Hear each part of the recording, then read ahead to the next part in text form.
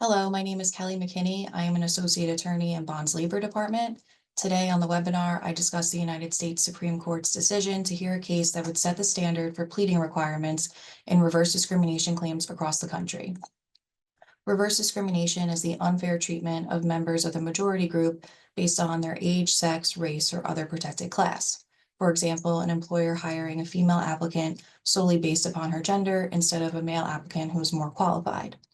To plead a claim under Title VII, where there is no direct evidence of discrimination, a plaintiff must show 1, that he is a member of a protected class, 2, that he was qualified for the position at issue, 3, that he suffered an adverse employment action, and 4, there are circumstances that give rise to an inference of discrimination.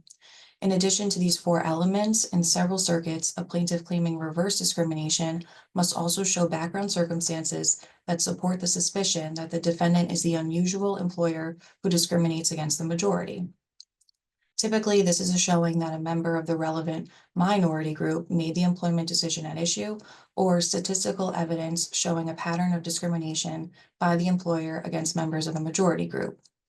In Ames versus Ohio Department of Youth Services, the plaintiff, a heterosexual woman, was first denied a promotion that was ultimately given to a gay woman and then was demoted and replaced by a gay man.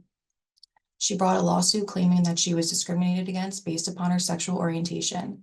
However, the Sixth Circuit dismissed her case on the basis that she failed to show the requisite background circumstances. 1, the decision makers were also heterosexual like the plaintiff, and 2, the only statistical evidence that the plaintiff offered was based upon her own experience. The United States Supreme Court has agreed to hear the case and will ultimately decide whether majority group plaintiffs are also required to show those background circumstances.